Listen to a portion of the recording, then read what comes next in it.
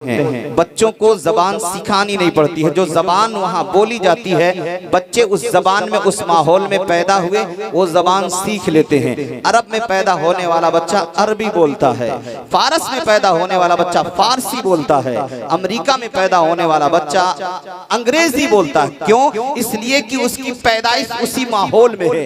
आंखें खोला तो अरबी बोलने वालों को देख रहा, उनकी बातें सुन रहा है। फारस में आंखें खोला और जब बोलने के लायक हुआ तो फारसी बोल रहा है। हिंदुस्तान में आंखें खोला, जो बोली बोली जा रही है वो बोली सीख लिया, सिखाने की जरूरत नहीं पड़ी है। लेकिन आप गौर करें, अब बच्चा आखिर अरबी बोलता क्यों है? इसलिए कि अरब में पैदा हुआ। नेपाली बोलता क्यों है? अरब नेपाल में पैदा हुआ है। अंग्रेजी बोलता क्यों है? इसलिए कि वो अमेरिका में पैदा हुआ। तो जहां जिस इलाके में जो बोलियां बोली जाती हैं, पैदा होने वाला बच्चा वो बोली आसानी के साथ बोल लेता है, उसे सिखाने की जरूरत नहीं पड़ती है। लेकिन उसी बच्चे से कहा जाए जो नेपाल में पैदा होकर नेपाली बोल रहा है, उससे कहा जाए कि मुझे आपके गांव केरमा से लेकर नेपाल के बीच गांव में जाना है, इस तरह से हमें जाना है, सफर करना है, इसको लिख करके दे दो, वो कहेगा मैं लिख कर नहीं दे सकता। आप अरब में पैदा होने वाला बच्चा जो कभी सीखने नहीं गया, कभी पढ़ने नहीं गया, उससे कहो अरबी जबान में एक लाइन लिख कर दे दो, वो कहेगा मैं नहीं लिख सकता। यहाँ तक कि अपना नाम भी नहीं लिख सकता। फारस में पैदा होने वाला बच्चा, उससे कहा जाए एक लाइन लिख दो, वो कहेगा मैं नहीं लिख सकता। आप पूछेंगे क्यों? अल्लामा कौसर इमाम साहब कहेंगे क्यों, अल्लामा कासिम साहब कहेंगे क्यों, सैयद गुलाम हुसैन साहब कहेंगे क्यों, आप भी कहोगे क्यों। आखिर वो बच्चा अरबी तो बोल रहा है, फिर लिखेगा क्यों नहीं? भोजपुरी तो बोल रहा है, लिखेगा क्यों नहीं? नेपाली तो बोल रहा है, लिखेगा क्यों नहीं? फारसी तो बोल रहा है, लिखेगा क्यों नहीं? अंग्रेजी बोल रहा है, लिखेगा क्यों नहीं? तो सब यही जवाब देंगे, बात यह है वो पैदा हुआ जिस माहौल में, उस माहौल की जबान बोलता है, लेकिन लिखने के लिए जरूरी है, उसको तहरीर में लाने के लिए जरूरी है, जो बोलना है उसको सीखना पड़ेगा, जो बोलना है, जो लिखना है उसे पढ़ना पड़ेगा, जो तहरीर करना है उसे पढ़ना पड़ेगा। तो माहौल है तो अरबी बोल लिया, लेकिन लिखने के लिए पढ़ने की जरूरत है। माहौल है, फारसी बोल लिया, लिखने के लिए पढ़ने की जरूरत है। नेपाली बोल लिया, लिखने के लिए पढ़ने की जरूरत है। अंग्रेजी बोल लिया, लिखने के लिए पढ़ने की जरूरत है। अगर बंदा पढ़ता नहीं है और पढ़े बगैर बोलता है तो उसे जाहिल कहा जाएगा, उसे आलिम या ज्ञानी नहीं कहा जाएगा। नारे तकबीर, नारे रिसालत, तालीमी बेदारी कॉन्फ्रेंस सरजमीने गिरमा, नारे तकबीर। पढ़ना बहुत जरूरी है, बगैर पढ़े हम कामयाब नहीं हो सकते हैं। आप देखें एक माहौल ऐसा होता है, बाप शराब पी रहा है, माँ फिल्म देख रही है, अब गोद में पलने वाला बच्चा बाप को देखा शराबी है, माँ को देख रहा फिल्म देख रही है, माँ को देखा गाना सुन रही है, बहन को देखा गाना सुन रही है। अब जिस माहौल में बच्चा आंखें खोला है, अब वो बच्चा कहा जाए बेटा कुरान पढ़कर सुना दो, बेटा दुरूद पढ़ के सुना दो, बेटा अरबी पढ़कर सुना दो, बेटा कलमा पढ़कर सुना दो, तो बेटा कहेगा मैं अरबी पढ़ा नहीं तो पढ़ूंगा कहां से, कलमा पढ़ा नहीं तो सुनाऊंगा कहां से, कुरान पढ़ा नहीं तो सुनाऊंगा कहां से। उस बच्चे से पूछा जाए अभी तू गाली दे रहा था, गाली किस स्कूल में जाकर पढ़ा है? अभी तू गाना सुन पढ़ रहा था, तू गाना कहां पे पढ़ा है? तो बच्चा यही बोलेगा मुझे गाना सीखने के लिए किसी स्कूल में जाने की जरूरत नहीं है, गाली सीखने के लिए किसी स्कूल में जाने की जरूरत नहीं है। इसलिए मैंने जब आंखें खोली है, माँ को गाना सुनते हुए देखा, बहन को गाना सुनते हुए देखा, घर में गाना बज रहा था, माहौल जैसा था, माहौल को पा करके मैंने गाना सीख लिया है। आंखें खोली, घर में गाली गुलूज को देखा, अपने माशरे में गाली गुलूज को देखा तो गाली सीख लिया। अल्लाह की कसम, अगर उन्हीं बच्चों के सामने जब माहौल का असर पड़ रहा है, माँ कुरान पढ़ती, माँ कलमा पढ़ती, माँ अपने बेटे के सामने नबी की नात पढ़ती, वो बेटा गवैया नहीं, वो बेटा गाली गुलूज वाला नहीं, वो बेटा भी सीना ठोक कर कहता मेरी माँ कुरान पढ़ती है, मेरी माँ कलमा पढ़ती है, मेरी माँ नात पढ़ती है। माँ को सुन सुनकर कलमा पढ़ने आ गया, नबी की नात पढ़ने आ गया। वाह वाह, बहुत को वाह वाह, अल्लाह अकबर या रसूल अल्लाह। वाह वाह, बहुत खूब, बहुत माहौल का असर पड़ता है यार। हम उस इमाम के मानने वाले हैं जो इमाम सिर्फ एक मुल्क नहीं, एक इलाका नहीं, बल्कि पूरी दुनिया में अपने इल्म का लोहा मनवाने वाला इमाम, जिसे पूरी दुनिया इमाम इसको मोहब्बत कहती है, जिसे पूरी दुनिया मुजद्दिदे दीनो मुजद्दिदे दीनो मिल्लत कहती है, उस इमाम को इमाम अहमद रजा खान फाजले बरेलवी कहा जाता है। वो इमाम जो तारीख गुजरी है मगरिब से पहले 10 शव्वालुल मुकर्रम, इसी 10 शव्वालुल मुकर्रम 1272 हिजरी में बरेली की सरजमीन पर पैदा हुआ। आज उनकी तारीख, पैदाइश की तारीख इमाम इश्क मोहब्बत की। आप देखें इखलाक, तालीम और पढ़ाई ये सब जरूरी क्यों है? और जब तक हमारे माशरे में तालीम बेदार नहीं होगा, हमारा किरदार नहीं संवरेगा। तालीम बेदार नहीं होगा, हमारे अखलाक नहीं संवरेंगे। तालीम बेदार नहीं है तो समाज में अच्छा संदेश नहीं जाएगा। तालीम बेदार नहीं है, हमारे बच्चों और बच्चियों की जिंदगी शरीयत के खिलाफ गुजरेगी अगर तालीम नहीं है तो। अब देखें नबी पाक सल्लल्लाहु ताला अलैहि वसल्लम मस्जिद नबवी में तशरीफ फरमा, बहुत से सहाबा तशरीफ फरमा, नबी पाक कुछ बयान कर रहे हैं। एक नौ मुस्लिम, नया नया इस्लाम लाने वाले एक सहाबी है, एक नौ मुस्लिम है, अभी बहुत जल्द ईमान लाए हैं, दूर दराज देहात के रहने वाले थे, आए वो भी नबी पाक की महफिल में बैठ गए, बातें सुनने लगे। उनको पेशाब लग गई, उनको पेशाब लग गई, पेशाब की हाजत आ गई। अभी नया नया इस्लाम अभी कबूल ही किए थे, जब पेशाब उनको लगी, हाजत आ गई, तो उठे और मस्जिद के एक कोने में जाकर पेशाब करने लगे। मस्जिद नबवी के एक कोने में जाकर पेशाब करने लगे। सहाबा हैरत से देख रहे हैं, लोग हैरत से देख रहे हैं, लोग ताज्जुब से देख रहे हैं, लेकिन कोई अपनी जबान से कुछ बोल नहीं रहा, क्योंकि सबकी निगाहें नबी की तरफ, सहाबा की निगाहें नबी की तरफ, नबी के दीवानों की निगाहें नबी की तरफ, आशिकों की निगाहें नबी की तरफ है कि नबियों का इमाम बैठा है और एक नौ मुस्लिम मस्जिद के किनारे में कोने में पेशाब कर रहा है। नबी पाक ने सारे सहाबा के सामने इशारा कर दिया, खामोश रहेंगे। सारे सहाबा खामोश।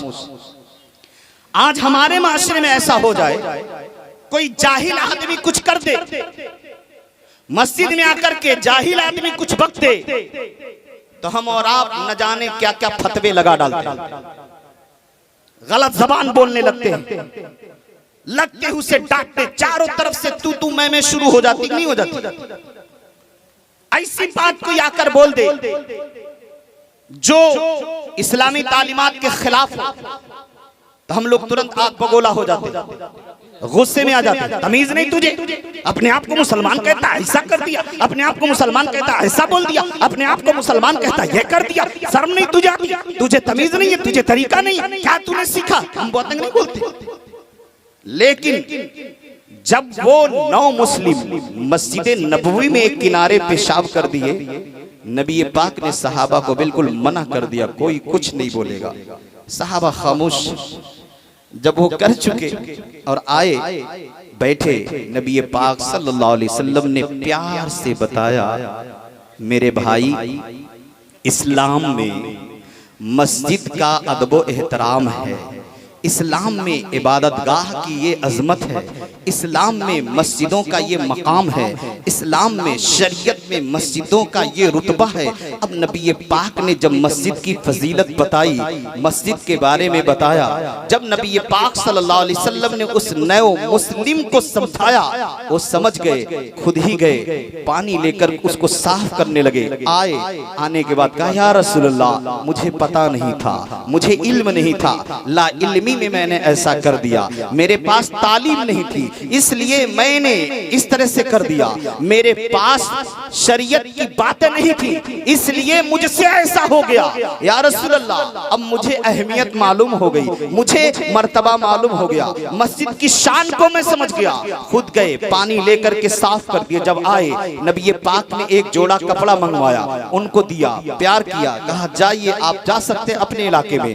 अब वो 9 मुस्लिम सहाबी रसूल जब नबी पाक के इस किरदार को देखा कि मैंने पेशाब कर दिया, नबी नाराज नहीं हुए, नबी ने मुझे डांटा भी नहीं, नबी ने मुझे तानो तशनी का शिकार भी नहीं बनाया, नबी पाक सल्लल्लाहु अलैहि वसल्लम ने मुझे कुछ शब्द नहीं कहा, नबी पाक सल्लल्लाहु ताला अलैहि वसल्लम मेरे तरफ नाराज होकर देखे तक नहीं, यहाँ तक कि सहाबा किराम को नबी ने पाक ने रोक दिया, आप कुछ मत कहना।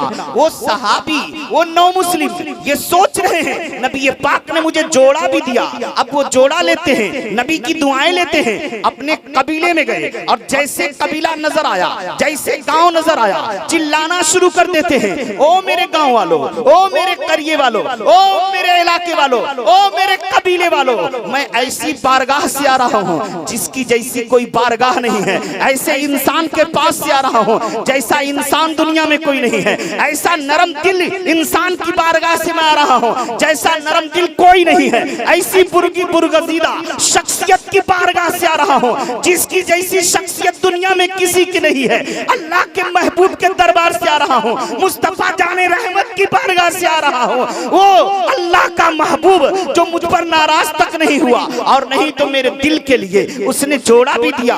ऐ लोगों, मैं उस पाक बाज हस्ती की बारगाह से आ रहा हूँ। पूरे कबीले के लोग जमा हो गए, कह रहे क्या बात करते हो, किसकी बारगाह से आए हो, कहां से आ रहे हो? तारीफ पे तारीफ वो सहाबी नबी पाक की करते जा रहे हैं। किसकी तारीफ है? नबी के अखलाक का। तारीफ किसकी है? नबी के किरदार का। तारीफ किसकी है? नबी के गुफ्तार का। तारीफ किसकी हो रही है? नबी पाक सल्लल्लाहु अलैहि वसल्लम की जिंदगी की तारीफ हो रही है, नबी के हरकत और बरकत की तारीफ हो रही है, नबी पाक सल्लल्लाहु अलैहि वसल्लम के उस बेहतरीन किरदार का तज़किरा वो 9 मुस्लिम अपने कबीले में जाकर कर रहा है। अब वो करना था, नबी के अखलाक को सुनना था, तो कबीले के एक नहीं, 2 नहीं, बल्कि 1 मुस्लिम अपने कबीले में लौट कर आए हैं। नबी के अखलाक को बयान किया, नबी के किरदार को बयान किया, बयान करना था।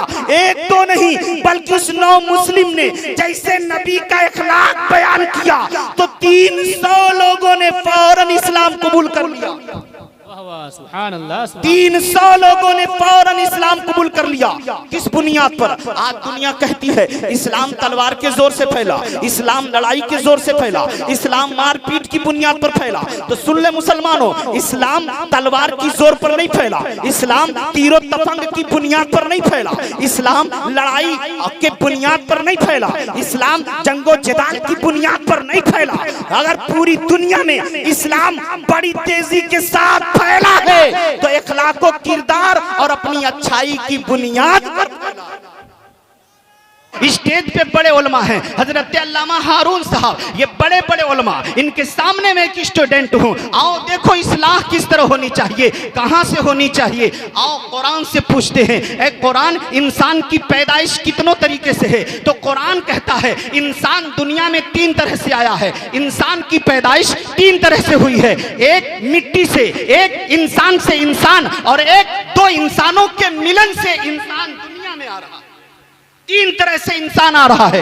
क्या इन तीनों के आने का तज़किरा कुरान में मौजूद है? जी हाँ, उठाओ 18वां पारा सूरह मोमिनून पढ़ो। अल्लाह इरशाद फरमाता है, वलक़द खलक़नल इंसाना मिन सुलालतिन मिन तीन। अल्लाह फरमाता हमने इंसान को बजती हुई खनकती मिट्टी से, यानी मिट्टी के ठेकरी से, ऐसी मिट्टी जिसमें टन टन की आवाज आए, एक खनकती मिट्टी से इंसान की पैदाइश हुई है। तो इससे हजरत आदम मुराद है। हजरत आदम मिट्टी से बने हैं, उनका पुतला मिट्टी से तैयार हुआ है। अब आओ दूसरा जो इंसान की तख्लीक हो रही है, एक इंसान मिट्टी से बना, अब दूसरा इंसान किससे बन रहा है? दूसरा इंसान दुनिया में कैसे आ रहा है? उठाओ सूरह निसा, अल्लाह फरमाता है, या अय्युहन्नासु तक़ू रब्बकुमुल्लज़ी खलक़कुम मिन नफ्सिन वाहिदा व खलक़ मिनहा ज़ौजहा। अल्लाह फरमाता है, सूरह निसा की पहली आयत है, या अय्युहन्नासु तक़ू रब्बकुमुल्लज़ी, ऐ लोगों डरो अपने उस रब से जिसने तुमको पैदा किया एक जान से, मिन नफ्सिन वाहिदिन, एक नफ्स से, एक जान से तुमको पैदा किया। अब वो जान कौन? हजरत आदम अलैहिस्सलाम। अब वो खलका मिनहा ज़ौजहा, और उसी जान से उसकी बीवी को पैदा किया, उसी जान से उसकी बीवी को पैदा किया। तो दूसरी तख्लीक और बीवी कौन? हजरत हव्वा। आदम अलैहिस्सलाम जन्नत में है, अल्लाह ने आपके बाईं पिछली पे अपने दस्ते रहमत को, अपने दस्ते वहदानियत को, अपने दस्ते रुबूबियत को फेरा, तो वहां से हजरत हव्वा की तख्लीक हो रही है, हजरत हव्वा पैदा हो रही है। तो पहला इंसान मिट्टी से पैदा हुआ, दूसरा इंसान हजरत आदम के पहलू से पैदा हो रहा है। अब बाद में इंसान कैसे पैदा हो रहे हैं? तो अल्लाह फरमा रहा है, सूरह मोमिनून है 18वां पारा है, सुम्मा जअलनाहु नुतफतन फी क़रारिम मकीन। अल्लाह फरमाता है हमने इसी इंसान को एक पानी का बूंद बनाकर एक मजबूत ठहराव में रखा, एक मजबूत जगह में रखा। ये तीसरी किस्म है, एक मिट्टी से, एक इंसान से, फिर दो इंसान मिल रहे हैं। उसका तज़किरा कुरान पाक का 30वां पारा सूरह तारिक, अल्लाह फरमाता है, फल यंजुरिल इंसानु मिम्मा खुलिक। इंसान को गौर करना चाहिए कि उसकी पैदाइश कैसे हुई है, कैसे हुई है। अल्लाह फरमा रहा, खुद उसका जवाब भी दे रहा, फल यंजुरिल इंसानु मिम्मा खलक खुलिका मिन माइन दाफिक। अल्लाह फरमाता है जस्त करते हुए, यानी छटकते हुए, कूदते हुए पानी से हजरत इंसान की पैदाइश हुई। फिर वो पानी आता कहां से है, वो पानी निकलता कहां से है? तो अल्लाह उसका भी तज़किरा 30वें पारे में सूरह तारिक में इसी आयत के बाद फरमा रहा है। वो पानी जिससे हम बने, आप बने, वो पानी जिसके जरिए इंसानी दुनिया जमीन में फैली है, वो पानी निकलता कहां से है, वो पानी आता कहां से है? तो अल्लाह फरमाता है, यखरुजु मिन बैनि सुल्बि वत्तराइब।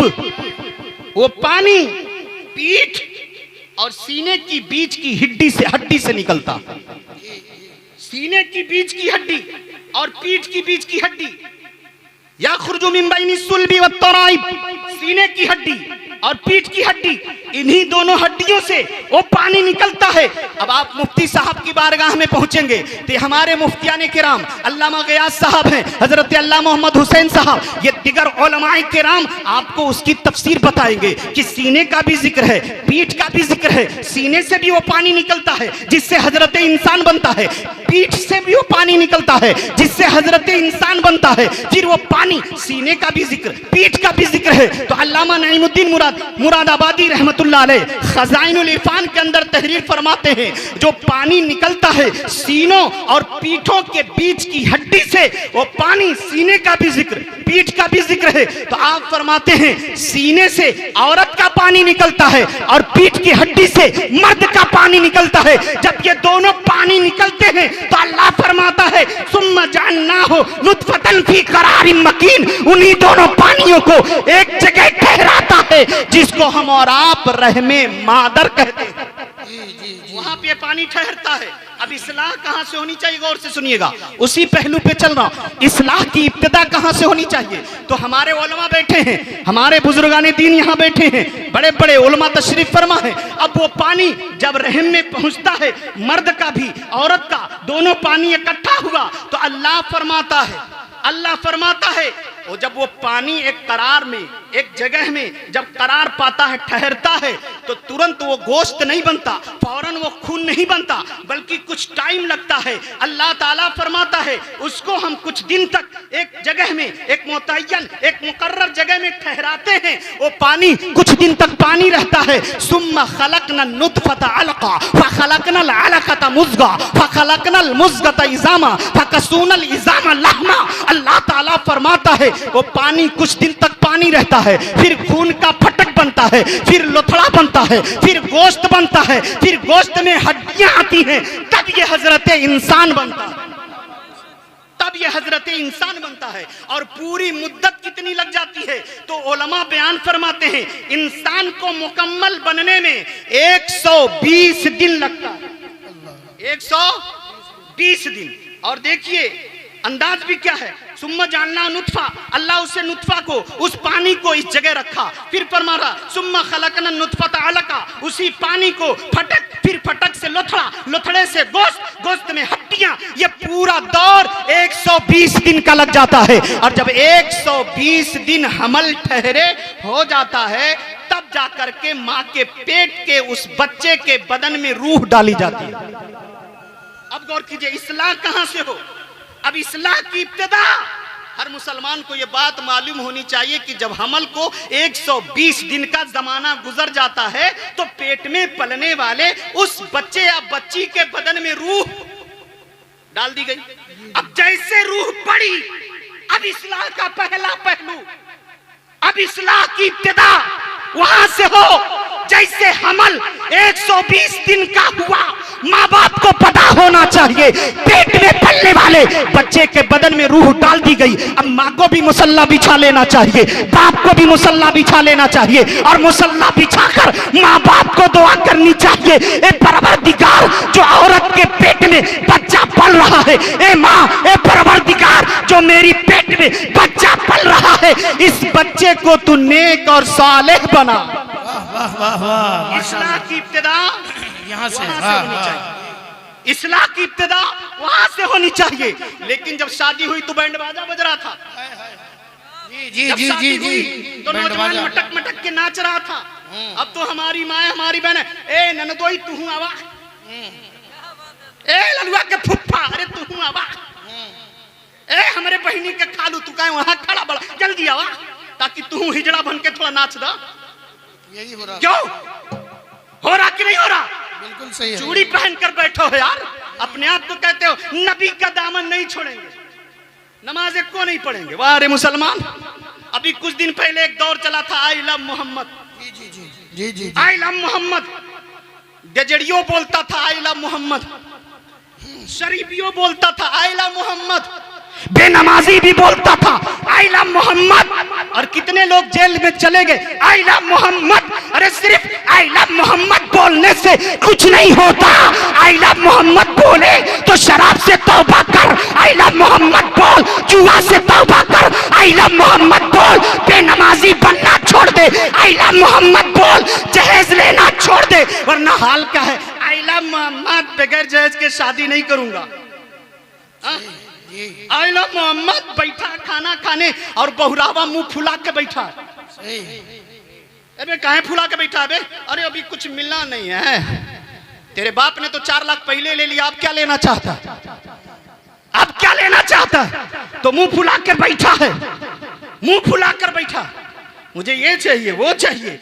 बेशरम, अगर इतना ही तुझे लेने की जरूरत है, लेने की हिम्मत है, तो कमा, अपने बाजू की कमाई से पैसा हासिल कर, फिर पैसा इकट्ठा करके किसी गरीब बेटी को अपनी बीवी बना, और बाखरे से कहा अपनी खुद की कमाई की गाड़ी पर अपनी बीवी को लेकर मैं चलूंगा। बहुत खूबसूरत। लेकिन यहाँ तो लड़की के बाप पे जुल्म। तो इस्लाह की इब्तिदा, इस्लाह की इब्तिदा 120 दिन का जब हमल हो गया, अब वहां से नमाज पढ़ो, वहां से बच्चों की दुआ, बच्चों के लिए माँ बाप दुआ मांगे। लेकिन हाल क्या है, ना अम्मा नमाजी ना पप्पा नमाजी, पप्पा बैठे जुआ खेल रहे हैं, अम्मा बैठे टीवी देख देख के टीबिया रही हैं। अब बच्चा बेचारा क्या बनेगा? हा? क्या बात है हजरत, अब वो क्या बनेगा, क्या बनेगा यार? इस्लाह है ना, इस्लाह, इस्लाह किस तरह होती है? हमारे अरे क्या नौजवान है, माशाल्लाह बड़े अच्छे हो, जेब भर दिया, बड़े अच्छे हो, वाह भरो मेरे जब, बड़े अच्छे हो, नमाज पढ़ो या मत पढ़ो बड़े अच्छे हो, रोजा रखो या न रखो बड़े अच्छे हो, वाह क्या नौजवान है, वाह क्या नौजवान नारा लगाते हैं, वाह क्या नारा लगाते हैं। मुसलमानों, सिर्फ नारे से काम नहीं चलेगा। कमाली मस्जिद मध्य प्रदेश की छीन ली गई, क्या कर रहे हो? बाबरी मस्जिद छीन ली गई, क्या कर रहे हैं? मस्जिदें जब खाली रखोगे तो मस्जिदों पर हमला करने वाला हमला करेगा कि नहीं करेगा? मस्जिदों को आबाद करो, रब की रहमत तुम्हें आबाद कर देगी। बात है हजरत, वाह वाह वाह वाह। हमने हक है। मुफ्ती सादिक साहब से पूछा, हुजूर एक मसला हमें समझाइए। मुफ्ती साहब ने कहा, क्या बाबू मौलाना शकील क्या समझाना है? कहा, हुजूर हमने देखा है जब जोर की आंधी चलती है, बड़ी जोर की आंधी चलती है, तो मोटे मोटे पेड़ उखड़ जाते हैं, लेकिन घसिया दुबिया क्यों नहीं उखड़ती? क्यों नहीं उखड़ती है?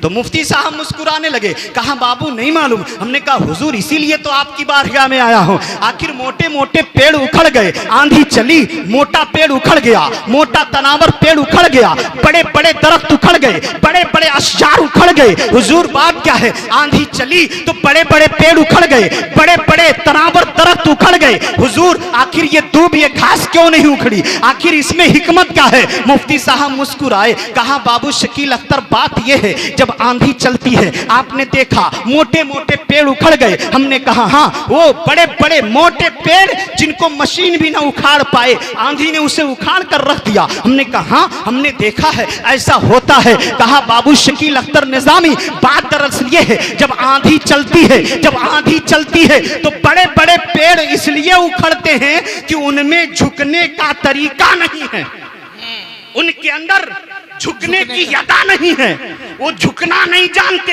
हमने कहा छोटे छोटे पौधे, कहा बाबू जब आंधी चलती है ना तो छोटे पेड़ पौधे झुक जाते हैं, झुक जाते हैं। हमने कहा मुफ्ती साहब आगे, तो मुफ्ती साहब ने कहा बात यही है जब जोर की आंधी चलती है ना तो छोटे छोटे पौधे झुक जाते हैं, कुछ पौधे जमीन बोझ भी हो जाते हैं लेकिन फिर खड़े हो जाते हैं, और मोटे पेड़ों को झुकना नहीं आता, उन्हें झुकना नहीं आता, इसलिए वो जड़ से उखड़ जाते हैं। तो पता चला जो अकड़ता है वही उखड़ता, सच है हजरत, जो सच है। अकड़ता है वही उखड़ता है। बड़े बड़े फिरौन पैदा हुए, नमरूद पैदा हुए, अकड़े चले गए, अकड़े चले गए। इस्लाम को मिटाने के लिए कभी फिरौन पैदा हुआ चला गया, नमरूद पैदा हुआ चला गया, शद्दाद पैदा हुआ चला गया, कारून चला गया, बड़े बड़े नमरूदो फिरौन पैदा हुए। इस्लाम मिटाने के लिए इस्लाम था, इस्लाम है, सुबह कयामत तक रहेगा। फिरौन मिटा, नमरूद मिटा, शद्दाद मिटा, कारून मिटा,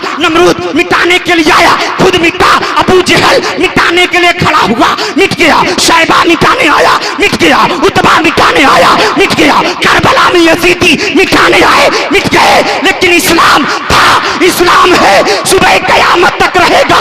अपना हौसला बुलंद रखो, अपनी पेशानी रब की बारगाह में झुकाओ। उखाड़ने वाले उखड़ जाएंगे, तुमको मेरे रब की रहमत बचा लेगी। बहुत अच्छे हजरत, बहुत उम्दा। आओ आओ, मुफ्ती साहब ने कहा, मौलाना शकील अख्तर निजामी बात दरअसल ये है, बात दरअसल ये है जब आंधी चली तो मोटे मोटे पेड़ उखड़ गए, इसलिए कि उनमें झुकना नहीं आया, उनके अंदर झुकने की अदा नहीं है, और छोटे छोटे पौधे झुक गए हैं, झुक गए हैं। मैंने कहा मुफ्ती साहब तब तो बड़ी अच्छी मालूमात आपने दे दी। कहा बाबू क्या? हमने कहा मालूमात ये है बड़े बड़े पेड़ झुकना नहीं आता, इसलिए उखाड़ दिए गए, इसलिए वो उखड़ गए, और जो झुक गए वो बच गए, जो अकड़े वो उखड़े, जो झुके वो बचे। तो ये बात तो हम मुसलमानों पर भी आती है, अगर झुकोगे तो बचोगे, खड़े रहोगे उखाड़ दिए जाओगे, जब झुकोगे तो रब की रहमत तुम्हें बचाएगी, और जब खड़े रहोगे अल्लाह का अज़ाब तुम्हें उखाड़ डालेगा, बहुत अच्छे हजरत, बहुत उम्दा। उखाड़ डालेगा। सुनो मुसलमानों, इस्लाह माशरा है। इस्लाह कैसे होगी?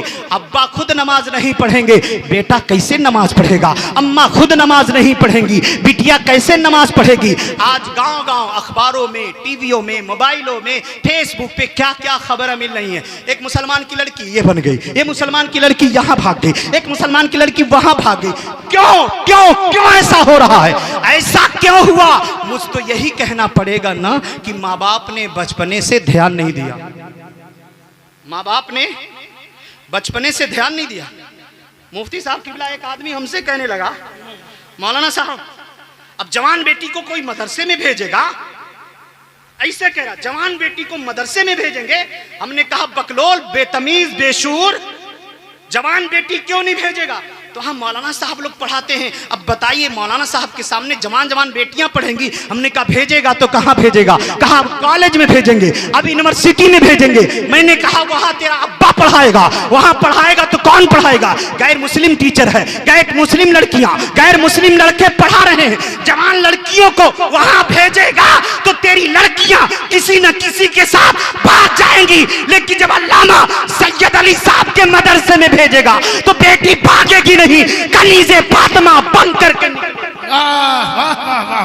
कजीने फातिमा बनकर निकलेगी। हाल क्या है? मौलाना के पास पढ़ाने में डर लग रहा है और आवारा गुंडा मवाली जो पढ़ा रहा है, न चेहरे पे दाढ़ी है, न सर पे टोपी है, न इस्लामी तहजीब है, न इस्लामी सकाफत है, न इस्लामी तहजीब है, न इस्लामी तमद्दुन है, कुछ नहीं है। उसके पास पढ़ाने भेज रहे हैं जो उस पर एतमाद है, लेकिन आलिम पर एतमाद नहीं है, मदरसे पर एतमाद नहीं है। ऐ कौम की बहनों, आखिरी बात सुन लो, मैं देर तक तकरीर नहीं करूंगा क्योंकि मैं वक्त का बड़ा पाबंद रहता हूं। जो वक्त दिया जाता उतने वक्त में मैं अपनी तकरीर समेट देता हूं। आखिरी बात सुनो मेरी माओ, इन बाप लोगों को ना देखो। घर की जिम्मेदार औरतें होती हैं, घर की जिम्मेदार औरतें होती हैं। बाप तो बाहर कमा रहा है कि नहीं, वो तो 24 घंटा घर के अंदर नहीं रहता, लेकिन एक माँ 24 घंटा घर के अंदर, माँ सब कुछ देख रही है। बेटी को कंट्रोल में क्यों नहीं रखा? बेटे के कंट्रोल में क्यों नहीं रखा? और माओ, मेरी माओ बहनों, कौम की शहजादियां, सुनो सुनो, हजरते इमाम बुखारी रहमतुल्लाह अलैह, बहुत बड़े इमाम है ना, पता है इमाम बुखारी के बारे में, जिनको 6 लाख हदीसें याद थी। सुभान अल्लाह, सुभान अल्लाह। मामूली बात नहीं, 6 लाख हदीसें। ये मामला, ये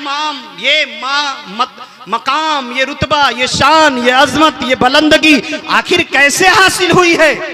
इमाम बुखारी को जो भी मकाम हासिल हुआ ना, तो उनके पीछे उनके माँ की दुआएं शामिल। जिंदाबाद। ए माओ सुनो, घबराना नहीं। शकील अख्तर पता नहीं क्या क्या बोल रहा है, जो हकीकत में देख रहा है शकील वही बोल रहा है। सही। कोई ऐसी बात बताइए जो समाज में ना हो, मैंने उसको ऐसे ही कहानी के तौर पे बयान कर दिया हो। क्या हमारे घरों पे नाच नहीं हो रहा? क्या हमारे यहाँ शादियों में बैंड नहीं बज रहे? हाँ, क्या हमारे घरों से जो लड़के बारात लेकर के जा रहे हैं वो बगैर जहेज के जा रहे हैं? आप गौर करो, कहते हैं नबी का दामन नहीं छोड़ेंगे, गौस का दामन नहीं छोड़ेंगे। एक जगह में पहुंचा मिलाद के लिए, सुनिए, अल्लामा हारून साहब की बिला, तो शादी वाला हल्दी का मिलाद था। मैं पहुंचा तो उस गांव वाले कहे थे अगर मौलाना शकील साहब आएंगे तो हम लोग बैठेंगे, तकरीर सुनेंगे। तो तारीख लेने वाला कहा हजरत ऐसी ऐसी बात। हमने कहा ठीक है, तब तो मैं आऊंगा। तो गया तो पूरे गांव के लोग बैठे और बड़ा प्यार, बड़ी मोहब्बत। कहे वहां शकील साहब अब आप बोले, हम लोग सुनेंगे, जब तक बोलेंगे तब तक सुनेंगे। तो हम बोले बहुत बहुत वाह वाह, बहुत वाह वाह, बहुत तारीफ, माँ माँ सब क्या तकरीर की, क्या तकरीर की, जबरदस्त अंदाज में। तो अब शादी में जो जो खुराफात हैं उन्हीं को लेकर मैं तकरीर कर रहा था। माँ बहन बेटियां सब सुने और अमल भी किए और वादा भी किए कि इंशाल्लाह मौलाना साहब हम अमल करेंगे। ठीक, अमल का वादा कर लिए। आज भी किस तरह जहालत है जानते हैं? हमारा लड़का जब दूल्हा बन रहा है तो हमारी माँ बहन बेटियां इतना बड़ा टीका उसके माथे पे लगा रही हैं। हजरत अभी 2-4 दिन पहले एक निकाह पढ़ाने गया था, देख रहा हूँ टीका लगा हुआ, मुसलमान के लड़के के पेशानी पर टीका। और मर्द तो मान जाते, लेकिन जो बुढ़िया लकलकहिया होती है ना, वो कहती हैं हम उहे करब जो बाप दादा से होता। मौलवी की बात मन नया नया मौलवी, नया नया फतवा, हम उहे करब जो हमार माई बाप दादा करत रहना है। ये हाल है, ये हाल है। अब गौर करें, गौर करें। तो तकरीर हुई, उसके बाद रात काफी हो गई। कहा हजरत अब जाइए मत, यहीं सो जाइए। हमने कहा ठीक है, सो जा रहे हैं। बिस्तर लगा दिए, सब खुली हवा में सोया। और जैसे मैं बिस्तर पे गया तो उसके बाद औरतें गुलगुला लेकर बैठ गई। ठीक, अब लगी बनाने और गीत, वो गीत, वो गीत। वादा किए थे अब कुछ खराफात नहीं करेंगे, लेकिन रात भर वो ट्योरी, अब कहाँ नींद आने वाली है। लेकिन मेरी आदत है जब नींद लग जाती तब कोई कोई भोंगा बजाए, मुझे फर्क नहीं पड़ता है, मैं सोता रहा। और जैसे फजर का वक्त हुआ मेरी नींद ऑटोमेटिक खुल जाती है। अल्लाह का करम है, नमाज मत छोड़िए। आज शकील अख्तर के ऊपर नमाज का भी फैजान है। और सबसे बड़ी बात मैं बताऊं क्या है मेरे ऊपर, आज इस जो कुछ मैं बयान कर रहा हूं ये मेरा कमाल, मेरे इल्म का कमाल नहीं है। जो कुछ भी है मेरे माँ बाप की दुआओं का सदका है। माँ बाप की दुआओं का सदका, अल्लाह की कसम मैं कह रहा हूं। मुफ्ती सादिक साहब जानते हैं मेरे वालिद गिरामी को, वो भी एक आलिम दीन है। अल्लाह का करम, मेरे दादा भी आलिम दीन थे, अल्लाह का करम। तो मेरे वालिद गिरामी की आज भी तहज्जुद की नमाज कज़ा नहीं होती है। और अल्लाह का करम है, मुझे खुद नहीं मालूम कि मेरी फजर की नमाज कब कज़ा हुई है। ये अल्लाह का करम है। रात भर तकरीर करूं फिर भी फजर के वक्त मेरी नींद टूटती है तो टूटती है, ये अल्लाह का करम है। तो जब मैं उठा तो नमाज वगैरह पढ़ कर आया, बैठा था तो एक औरत लगभग 55 साल की रही होगी, चाय लेकर आई, बाबू चाय पी लो। तो हम बड़े गौर से देखे, हमने कहा चच्ची तू ही हो? कहा बाबू का मतलब? कहा रतिया गीतिया के गावत रहल। तब तो बेचारी शर्मा गई। कहा बाबू पहचान लिया? लगा हम हाँ पहचान रहा हूँ, आप ही हैं ना? बोली हाँ बाबू हम ही हैं। कहा बताओ रात में वादा किए थे और फिर रात भर आप गीत गाई हो। कहा मौलाना साहब क्या करें, सब पकड़ कर बैठा दिए। हमने कहा अच्छा बताओ चच्ची एक बात सही सही बताइए। बोली क्या? बोले बताओ 5 कलमा आपको याद है? तो धीरे से मुंह दबा कर करी बाबू ना बस पहला कलमा ला इलाहा इल्लल्लाह मुहम्मदुर रसूलुल्लाह। ऐसे कह रही माज़अल्लाह, इस तरह कह रही। हमने कहा ही बताओ क्यों नहीं याद है? सूरह वगैरह कही बाबू, सिर्फ सूरह फातिहा और कोई सूरह याद नहीं।